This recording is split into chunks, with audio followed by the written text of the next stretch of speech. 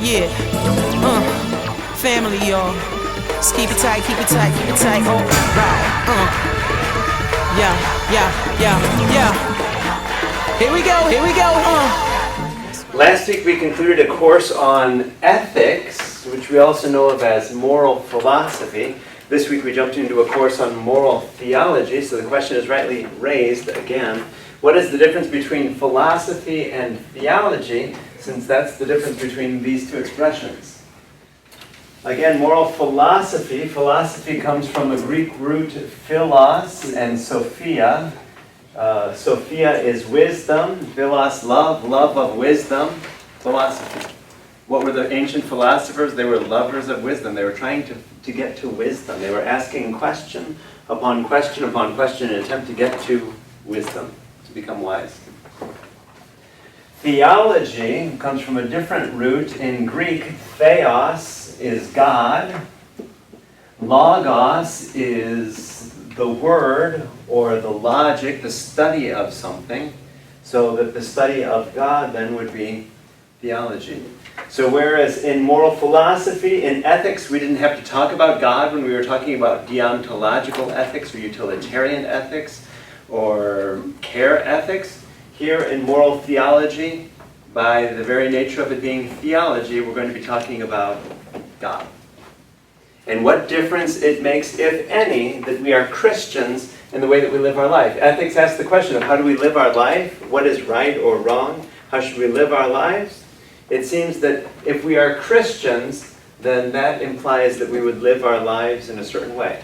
Our beliefs will somehow shape how it is that we live. For this course, we're using a book by Father Richard Gula, Sulpician father, called Reason Informed by Faith. This is a text that's a bit dated now, written in 1989, but I haven't seen a text that better speaks of moral theology and offers a good introduction to the Catholic perspective in the Western Church. So we know that the Catholic Church is large. In the East, if there's one tradition in the East, we're part of the Western Church. And so we have this rich tradition of moral theology from which we can draw. In his introduction, he talks about how it is that the Second Vatican Council called for a radical revision of the classical moral theology of Western Catholicism. Vatican II is within the lifetime of some of us. How many of us were alive in 1965? Many of us were alive, which simply means that many of us remember how the church was before the 1960s versus how the church was or is after the 1960s. Before the 1960s, we celebrated Mass in another language, Latin. We often sat in many churches with all the men on one side, St. Joseph's side, and all the women on another side, St. Mary's side. Do you remember those days? Women had to cover their heads. The altar was turned so that the priest's back was to us. The vestments looked different. We often called them fiddleback vestments. There were a lot of things that were different about the Mass at that time. Many of our churches still have remnants. For instance, the architecture of the communion rail at that time was to separate the sanctuary from a fancy Latin word meaning holy. So the place where the holiest people were, the priests, the deacons, the altar servers, the holy people, and the holy things were separated from the rest of us, the laity, by that symbolic fence that we know of as a communion rail. Things changed after the 1960s, not only in our celebration of the Mass, but in our way of thinking about the world, and that was simply as a result of Vatican II. When you get 2,000 bishops together from all over the world, each one with a different perspective, they start talking about what it is that they believe. And in the Second Vatican Council then, when they start talking about moral theology, the question is, what guidance can we give our priests and our people about how they should be living? For any of us who are old enough to remember life before the 1960s, there was a big focus on going to confession. Do you remember that?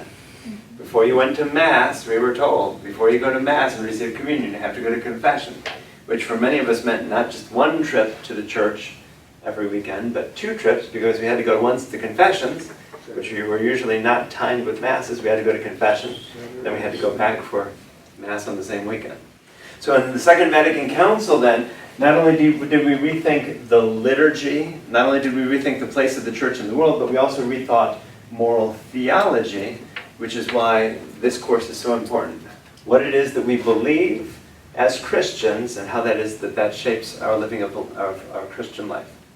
So there are various phases in this reform of moral theology. The first began in the 1940s and 50s, so even before the Second Vatican Council, we had this Christianizing of morality. Before then, we just had penitential manuals. If you wanted to be a priest, it was easy because they handed you a book of all the different sins that a person could commit.